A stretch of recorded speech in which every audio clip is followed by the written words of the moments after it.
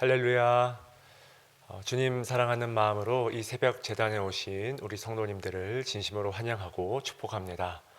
오늘 함께 나눌 말씀은 시편 54편의 말씀이 되겠습니다. 시편 54편 1절부터 우리 7절까지의 말씀 우리 함께 읽도록 하겠습니다.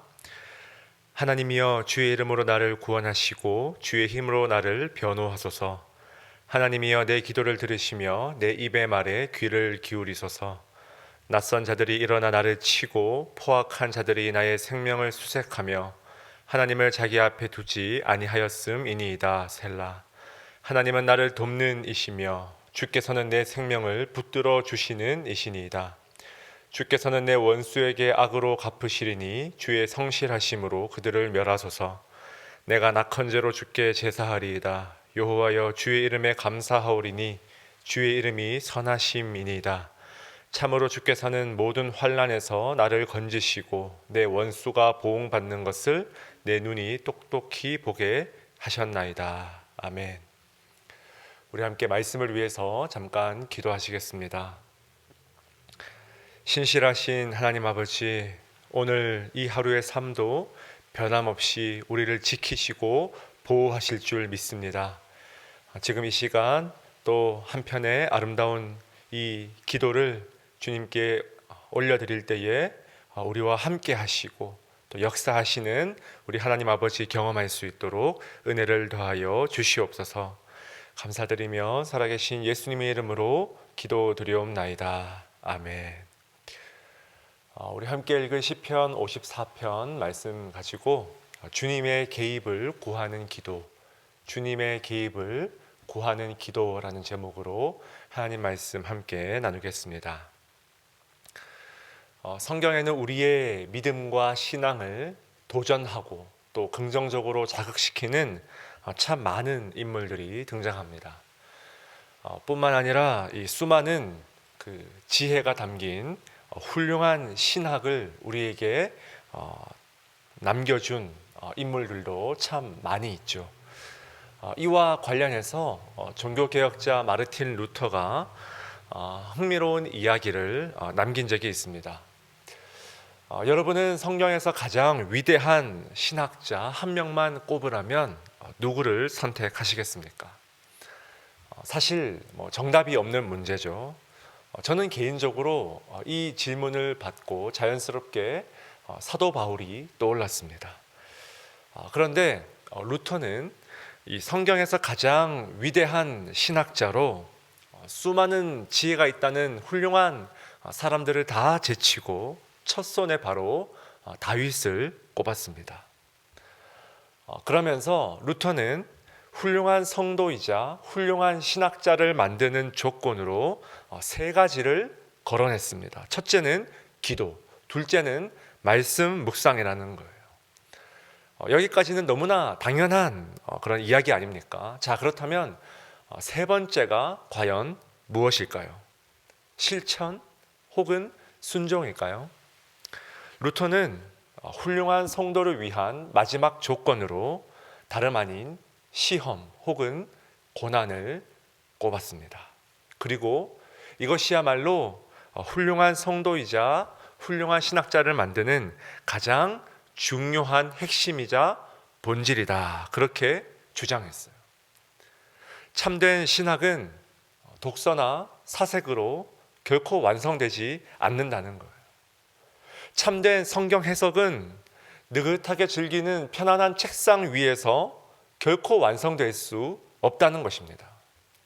훌륭한 성도는 고난으로 가득 찬 자신의 이 치열한 삶 속에서 느끼는 번민, 고뇌 혹은 절망으로부터 완성이 된다는 거예요. 그러니까 여러분, 다윗이 가장 훌륭한 신학자인 이유가 무엇입니까? 그가 일생 동안 고난받는 삶을 살았고 바로 그것을 바탕으로 가장 위대한 신학서인 이 시편을 썼기 때문에, 고난을 통해 그가 만난 하나님에 관한 깊은 이야기가 무궁무진하게 이 시편 말씀 가운데 담겨 있다는 것입니다. 오늘 우리가 읽은 이 시편 54편도 마찬가지예요. 여러분 표제에 보시면 설명이 어떻게 되어 있습니까? 10사람이 사울에게 이르러 말하기를 다윗이 우리가 있는 곳에 숨지 아니하였나이까 하던 때에. 그러니까 한마디로 이 시는 다윗이 사울의 낯을 피해서 도망칠 때 부르짖었던 시였다는 거예요. 10사람들이 다윗을 배반하고 사울에게 자신이 숨은 곳을 가르쳐 줍니다. 여러분, 이 고난의 상황이 오늘 말씀 3절에 잘 나와 있지 않습니까? 낯선 자들이 일어나 나를 치고 포악한 자들이 나의 생명을 수색하며 하나님을 자기 앞에 두지 아니하였음이니이다. 자신을 죽이려고 둘러싼 이들의 행동을 여러분 주목해 보십시오. 일어나 치며 수색한다. 다윗이 처한 위기가 여러분 그대로 이 구절 가운데 녹아 있지 않습니까? 특별히 다윗은 이들을 가리켜서 하나님을 자기 앞에 두지 아니하였다. 다시 말해서 하나님을 무시하는 자들이었다. 그렇게 말하고 있다는 거예요. 하나님을 두려워하지 않는 자들로 하여금 지금 자신이 위기 가운데 둘러싸여 있다는 것입니다. 자, 여러분, 이러한 무신론의 주제는 어제 우리가 살펴봤던 시편 53편과 그대로 이어지는 맥락이죠. 시편 53편 1절에 여러분 뭐라고 말합니까? 어리석은 자는 그의 마음에 이르기를 하나님이 없다 하도다. 그들은 부패하며 가증한 악을 행하며 선을 행하는 자가 없도다. 지금 같은 맥락에서 53편과 54편이 이어지고 있어요. 마치 하나님이 없는 것처럼 하나님의 철저한 부재 가운데에 전혀 하나님을 두려워하지 않는 자들 가운데에 지금 자신이 홀로 서 있다는 것입니다. 사랑하는 여러분, 가장 큰 고난과 절망은요, 하나님의 깊은 부재 가운데 거하는 것입니다. 하나님의 임재를 느낄 만한 것들이 전부 사라질 때 우리는 너무나 큰 아픔을 경험하게 된다는 거예요. 기도가 응답되지 않는 것 같아요. 말씀을 읽어도 기쁨이 없어요. 한때는 내 마음을 설레게 했던 하나님의 놀라운 약속들이 지금은 너무나 허무하게 느껴져요. 상황은 갈수록 더 힘들어집니다. 사방의 적들이 지금 점점 내 목을 조여오는 것 같은 그런 압박감을 느끼는 거예요. 이게 뭡니까? 하나님의 깊은 부재라는 거예요. 바로 이 고난 속에서 다윗은 포기하지 않고 주님의 개입을 간절하게 요청합니다. 사방이 전부 하나님의 부재로 가득하지만 그 부재 가운데 매몰되지 않고 낙심하지 않고 다윗은 그 부재의 한 복판에서 하나님의 충만한 임재를 구하는 거예요. 우리 오늘 말씀 1절, 2절 말씀을 함께 읽습니다. 시작. 하나님이여 주의 이름으로 나를 구원하시고 주의 힘으로 나를 변호하소서. 하나님이여 내 기도를 들으시며 내 입의 말에 귀를 기울이소서. 아멘. 다윗은 하나님의 이름을 크게 부르기 시작합니다. 1절과 2절이 여러분 동일한 부르짖음으로 시작되죠. 하나님이여, 하나님이여. 주변이 온통 하나님을 무시하고 내 상황은 점점 하나님이 없는 것처럼 흘러갈지라도 모두가 하나님을 조롱하고 비웃어도 뭡니까? 다윗은 그 부재의 한복판에서 결코 하나님의 이름을 놓치지 않고 주님의 이름을 외치는 거예요. 여러분 동사를 주목해 보십시오.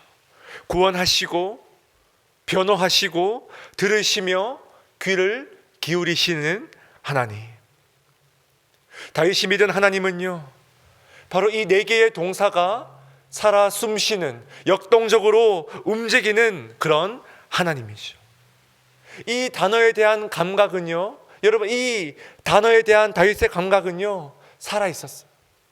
죽어 있지 않았어요. 깊은 고난과 절망 가운데 빠져들수록 이 단어에 대한 감각이 다윗은 살아 있다는 거예요. 구원하시고 변호하시고 들으시고 귀를 기울이시는 우리 하나님 아버지. 여러분, 이 단어에 대한 감각이 지금 여러분 혹시나 죽어 있지는 않습니까? 지금 여러분의 삶 가운데 전혀 작동하지 않고 있다면 여러분, 이 구절을 계속해서 선포하시면서 묵상해 보십시오. 이 단어에 대한 감각들을 저와 여러분은 깨워야 합니다. 잠들어 있다면 지금 일으켜 세워야 합니다. 종합하면 뭡니까? 주님, 제발 이 상황을 외면하지 마시고 개입해 달라는 것. 주님, 내 상황과 문제 가운데 개입하여 주시옵소서. 지금 내 문제를, 지금 내 이 상황을 마치 하나님이 계시지 않는 것처럼 행동하지 마시고 지금 즉시로 행동해 달라는 것. 4절 보십시오. 하나님은 나를 돕는 이시며 주께서는 내 생명을 붙들어 주시는 이시니이다. 아멘. 원수가 지금 점점 더 나의 생명을 수색하러 오지만 다윗에게는 별로 문제가 되지 않아요. 왜요? 주님께서 내 생명을 붙들어 주시기 때문에. 믿으십니까?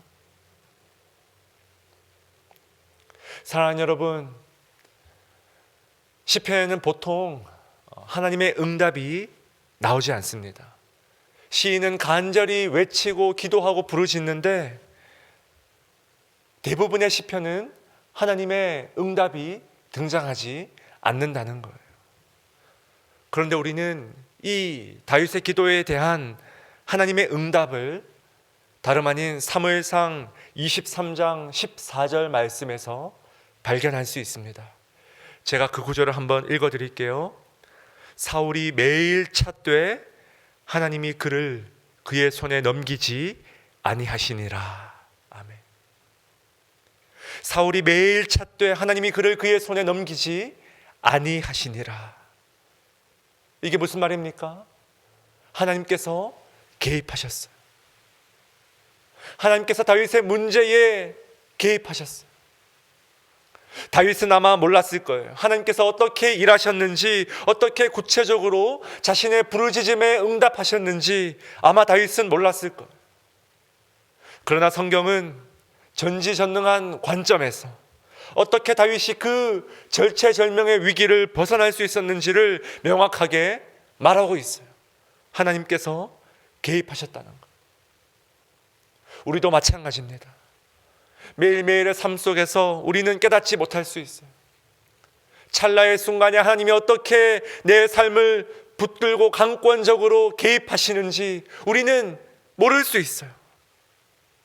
그러나 오늘 이 하루, 이 찰나의 순간, 하나님은 저와 여러분의 부르짖음을 들으시고 우리의 인생에 친히 개입하는 줄 믿으시기 바랍니다. 이 시간도 기도가 필요한 모든 상황들을 주님께 올려드리며 주님의 개입을 간절히 구하시는 저와 여러분 될 수 있길 주님의 이름으로 간절히 축원드립니다.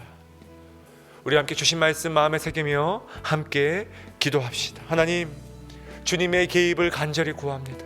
주님 들으시고 구원하시고 변호하시고 귀를 기울여 주시옵소서. 지금 현재 어려움에 처한 우리 사랑하는 성도님들 계십니다.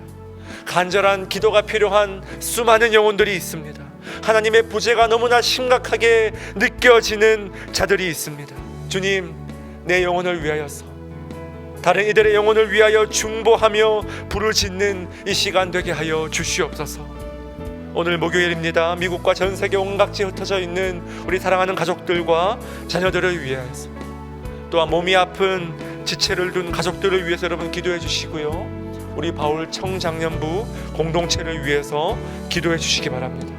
우리 젊은 가정의 지체들, 하나님을 향하여서 이 살아있는 감각을 가지고 주님께 부르짖는 우리 모든 바울 가정들 되게 해달라고 우리 함께 합심으로 이 시간 기도하며 나아가시겠습니다. 하나님 아버지, 은혜를 더하여 주시옵소서.